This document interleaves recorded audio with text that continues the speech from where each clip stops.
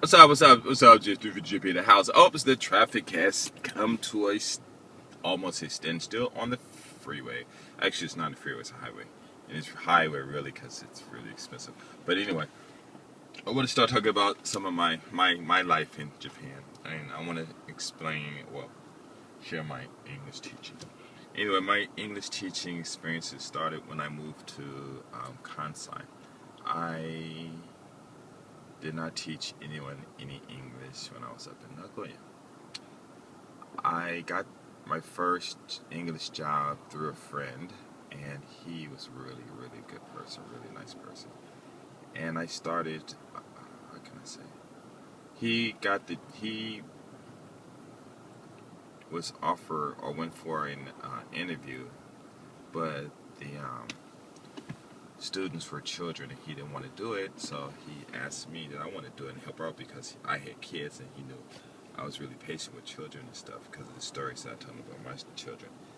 And the one story that I told him that he probably thought it was when I told him how I taught my daughter, how to read, write, use a dictionary, mathematics, adding, subtracting, multiplying, dividing, a little bit of algebra, a little trigonometry, and a little bit of calculus, all in 6 months. And I went for the interview. The lady had me teach her child in the circle of her friends, and they were all either married to foreign guys or they were really interested in their children learning English. And of course I did it. I did a terrible job. It was real bad. And her best friend was like, no, don't hire him because he's not that good. But she decided to hire me because I had good rhythm. And when I went to the class where the other guy had quit, I had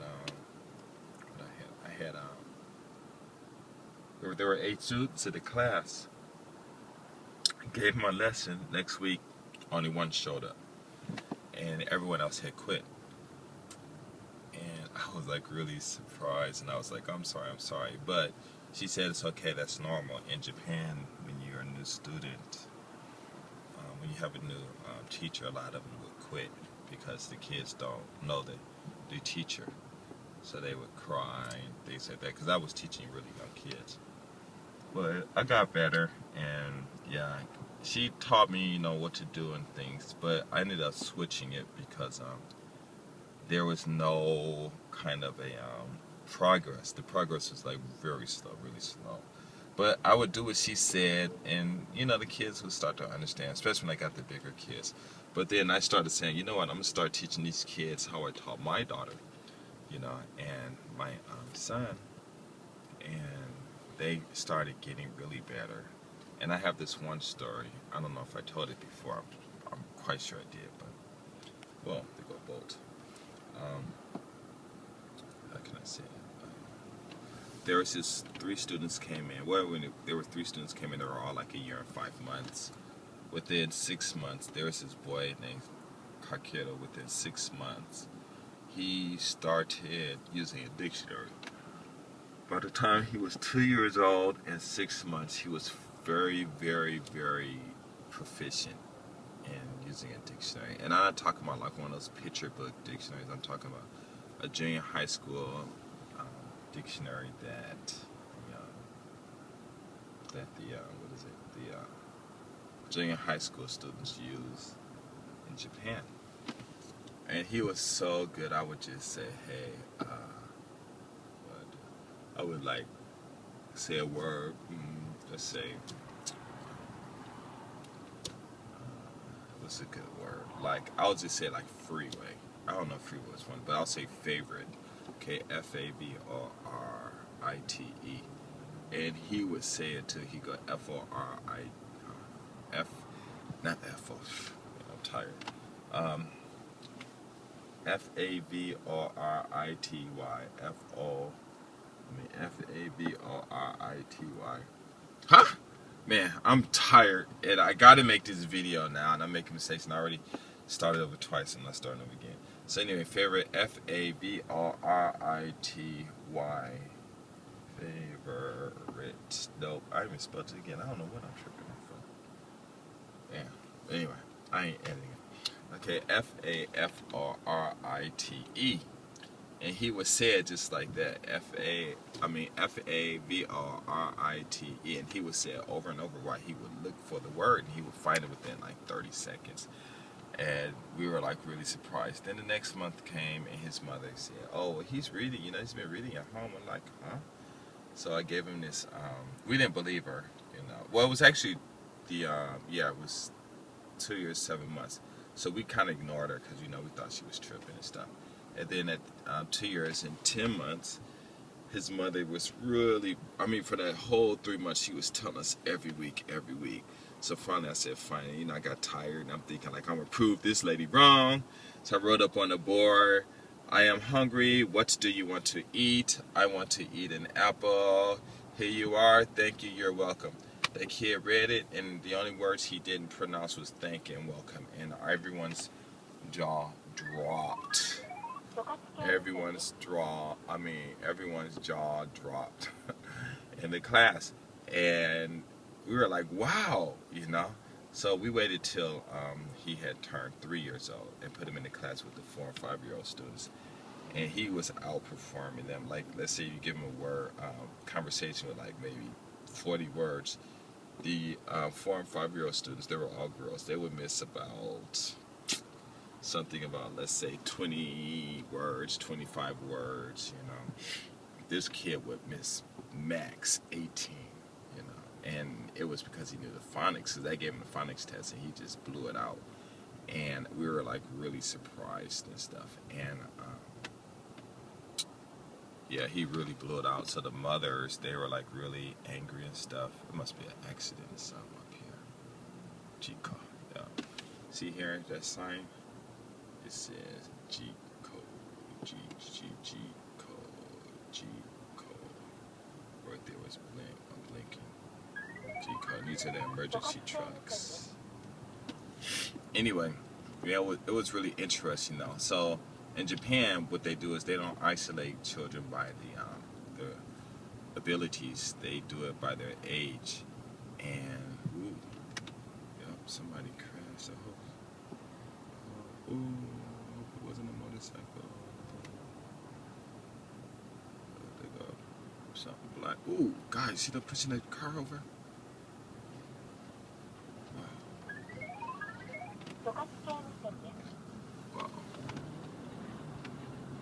Wow. I hope they were okay. Anyway.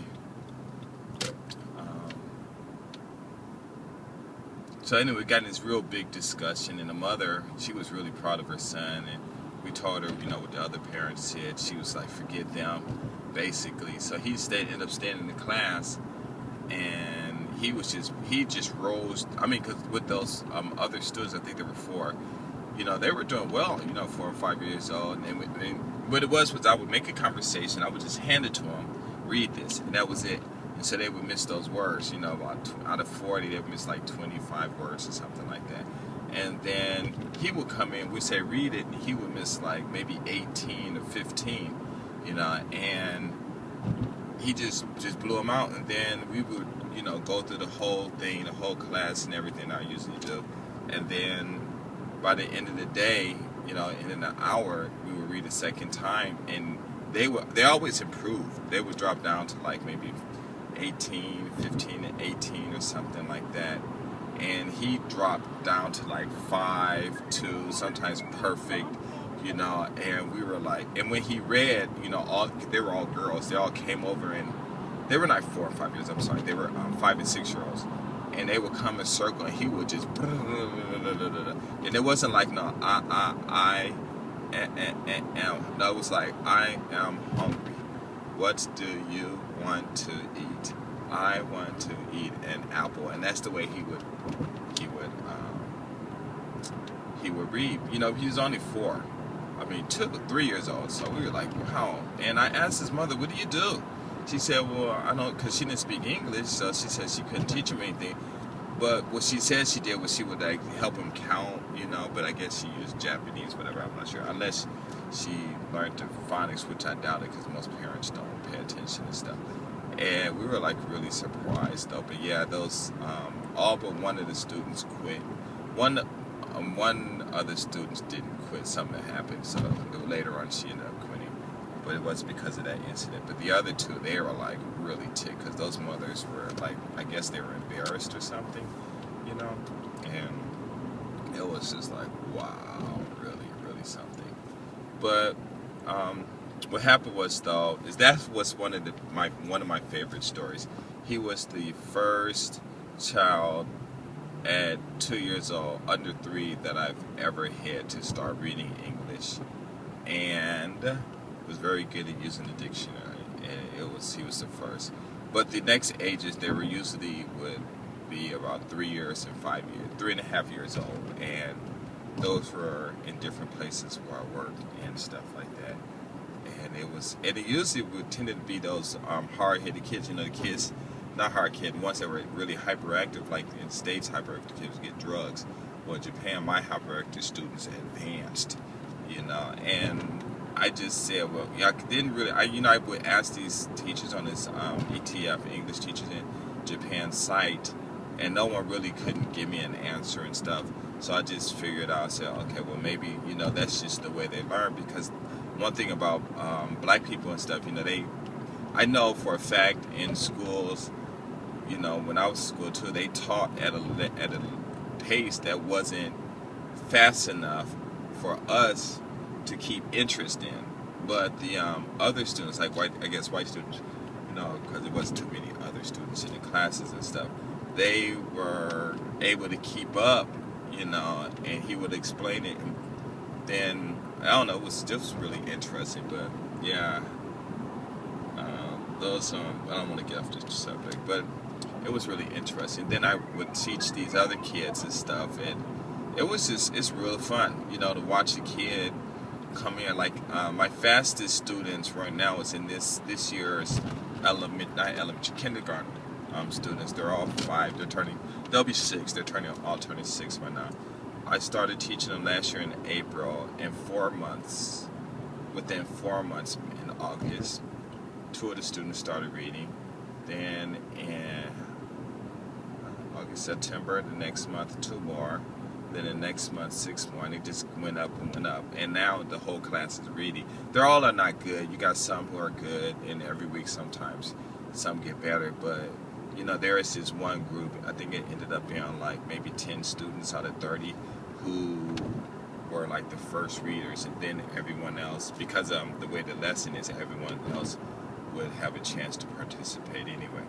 So it was just really interesting. And this year these kids are just like really, really good. All of them can do, well, some of them have dictionaries, and the ones that do got dictionaries know how to use it and stuff like that. But it's just really interesting in teaching English out here, because what I'm doing is really different. I had one of my students, a girl, they are overseas right now because their father had to move overseas for his job and stuff. And she's 5, and when she left, she was able to answer English questions in English. And it wasn't just simple, what color is the apple, stuff like that. It was a real conversation, and I would ask, well, where are they talking? Or something like, what did the boy what book did the boy read, or something like that, or where are they going and stuff like that. And she would actually make a complete sentence. She would answer in a complete sentence and stuff like that. Anyway, she went over to the other country, and at her age, she was doing so much better. And her teachers asked the mother, well, what kind of English, would you teach? What kind of university she go to? A special university for kids and stuff. She said, no, just 1 week, 4 times a month, regular, simple English class. And they're like, no way, you lying. No, she can't get that good just having those classes. She got to have at least 3-4 hours every day of English immersion type of lessons. And the mother said, no, just simple, it was really cool. And she emailed me and tell me about that. It was funny. But anyway, I got more stories. I'm gonna quit. 15 minutes. Ba-bing.